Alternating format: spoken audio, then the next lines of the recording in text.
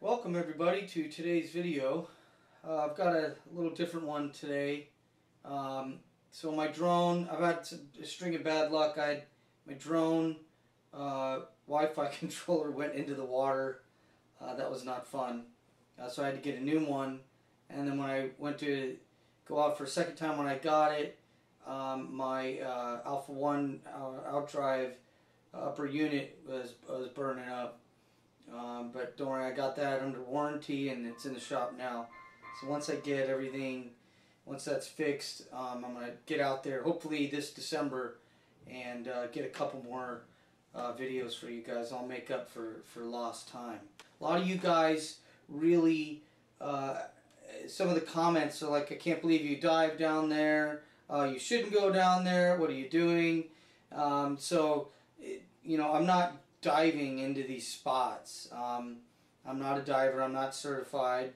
I've been scuba diving before, but never got the certification. Today, I wanted to show you the drone that I use. It's right here in this backpack. It's made by Chasing, and it's called the Gladius Mini. So, why don't we come look at it? Alright, so let's take a look at it. It comes in this nifty backpack. And I really like this backpack. Now this is what I just carry and what I take, but here's the little cloth that they give you, which is pretty cool. Here's the controller, right, and your phone goes there. There's some stickers, and they give you extra O-rings and screws, and those are useful. And here comes this little package pouch where you can put the Wi-Fi controller and your drone controller. And here is the drone itself. Pretty cool. It's got 5 motors, you can see. So there's 1, 2, 3, and then 4 and 5. The drone can go up and down. It can pirouette. It could go forwards and backs, and it could tilt, which that feature is pretty cool. You can actually tilt like this and then move through the water, albeit only when you're doing it slow. When you go full speed, it'll put it back up to this position, and then once you get in and stop, then it'll come down. Pretty cool software. Made in China, but the software was made in Japan.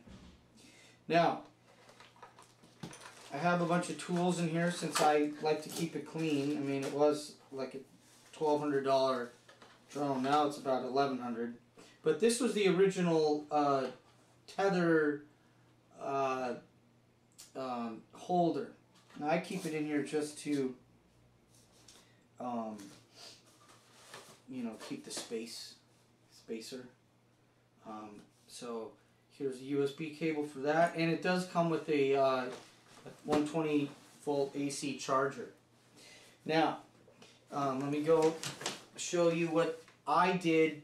There was another fellow YouTuber which I totally liked his idea, and well, I used it. It's a great idea, so I'm going to show you. Check it out. Now, when you're out there, it's a lot harder to just, you like almost need 2 people to pilot the drone and use that thing. It's just try and get it all over the boat or the ground, and it gets all tangled and blah blah.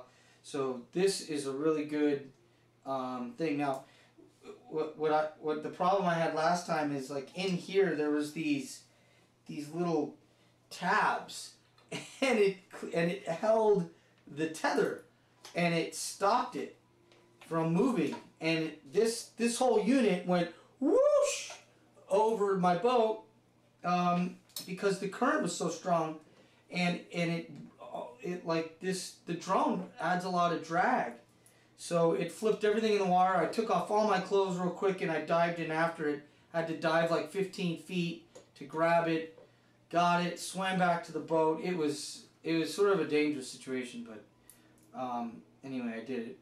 It's nice to get in the water though.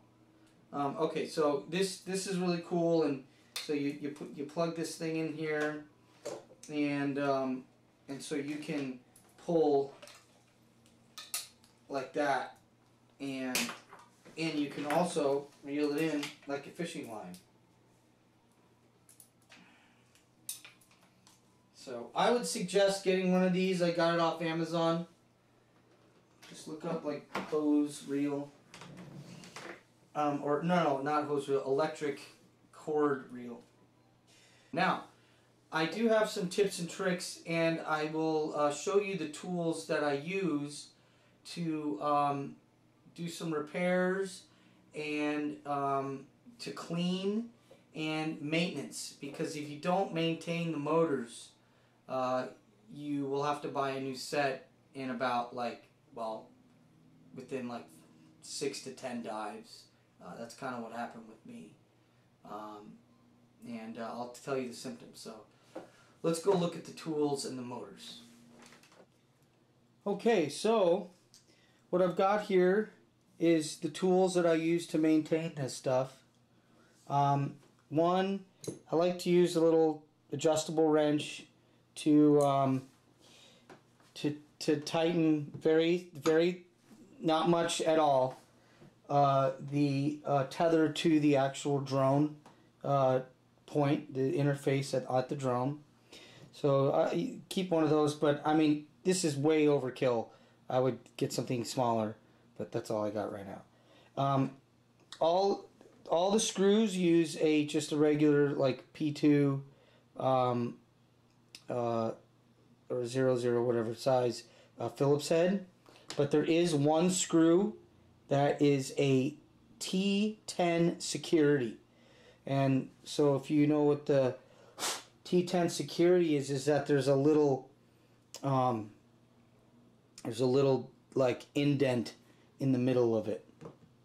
And then I have this screwdriver. This one works. There's two tiny screws in the drone that need to be taken apart. So you got these regular screws, and then you got these smaller ones. And then you've got the screws that are in the motors themselves. Now, there's some screws on that side too. Now, you're saying, well, what is this tool? Well, this is a snap ring removal tool. And so the problem, I took them all off, and I lost them. I can't remember where they are here, but here's the problem with these motors. This is how the motor works, and I can't get it in there all the way because it's so rusty, and I'm going to show you. But there is a snap ring. Once you put this in, that goes right in there, and it holds this propeller in there. It'll go right there. Okay? So, what happens is when you get sand in your drone, this is what happens. It will chew up that coating right there and create a like sandpaper kind of thing, and it will eat away at the paint that they put on there, which is a very thin paint. And then guess what? When you go into salt water again, then it eats it up. And look at on this side too. This motor with the magnet. And then it's done. And it won't move anymore. And it becomes like this motor right here, where I can't even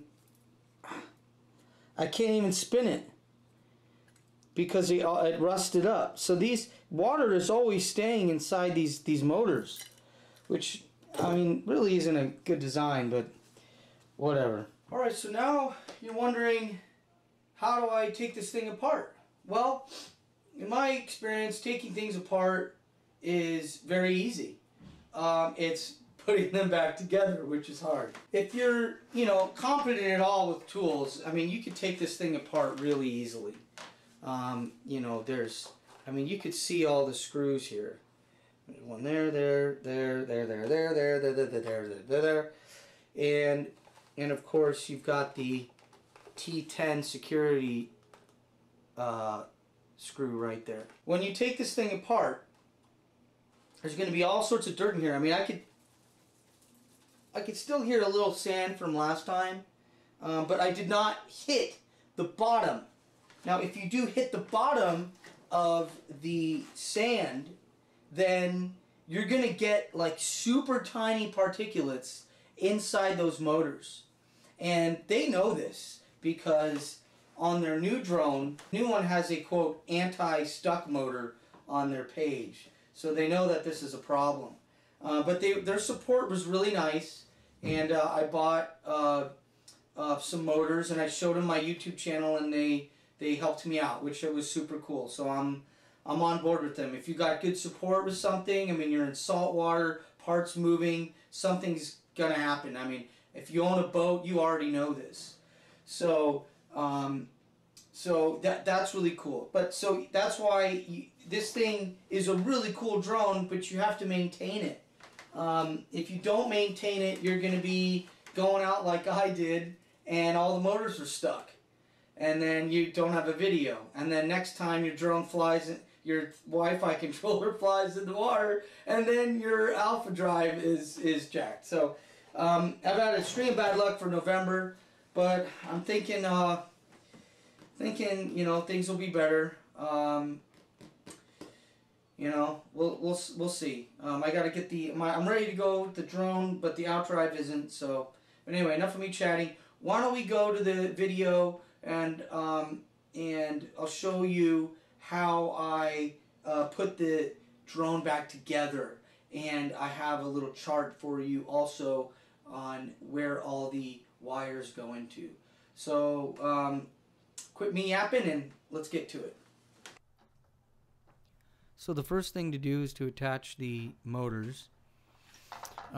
Make sure you have the correct number in the correct slot. Each motor is labeled a number, and every number is printed on that top side of the chassis. I believe it's ABS. Remember, this is number 2. Number 2.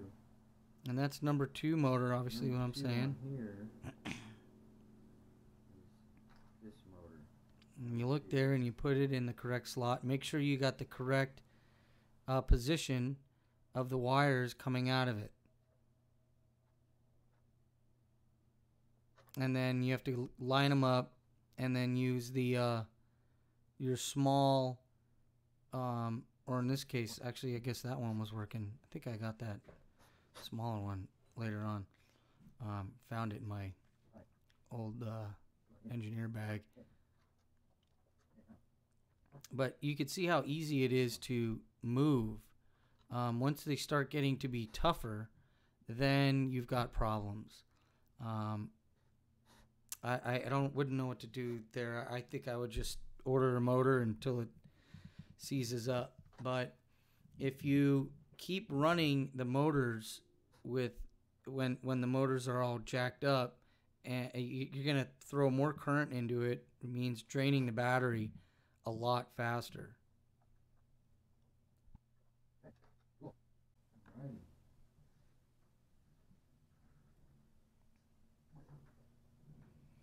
Now you've got the lights here, and the lights go in that top area.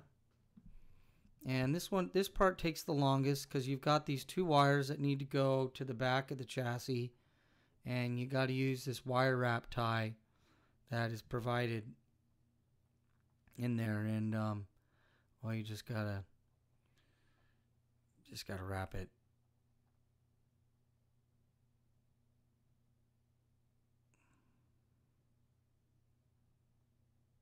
And there's one side down. And I used to do a lot of this wrapping for my old job. I would do all these tubings. I called myself a plumber in the science world. I plumb these crazy 4-channel 16 pumps I was just, anyway, if anybody knows HPLC mass spec, you'll know what I mean. So now I've got a diagram here for you. You could take a screenshot of that, and the what did they call it? The main body basically needs all of those things need to be attached to a specific port. Now, obviously, I wrote them down before I took them apart, but in case you didn't, you've got that image right there that you could take a screenshot. And so what I did here is I attached them, and then I took afterwards I took a crescent wrench, and I gave them all just like kind of an 1/8 of a turn, and you know, just to be safe.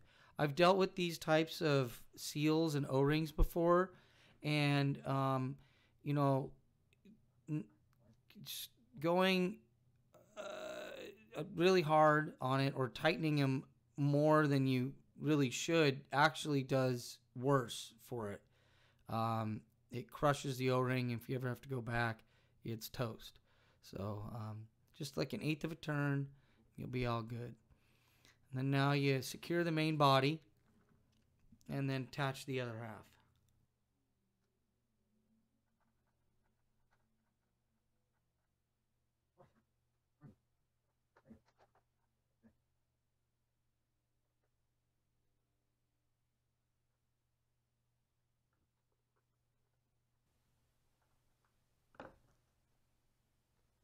Oh, there it is.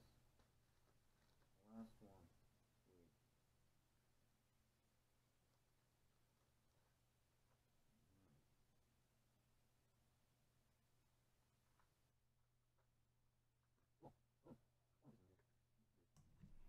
So after you have done everything, put it back together, test it out, and it's pretty easy. So when you turn on, it makes this sound,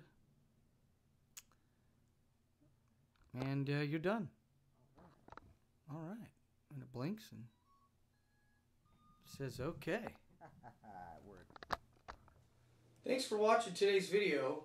If you guys want to see more footage of me going down into the underwater world in the Channel Islands area and other places, please hit the subscribe button. And I'll see you guys next time. See you later.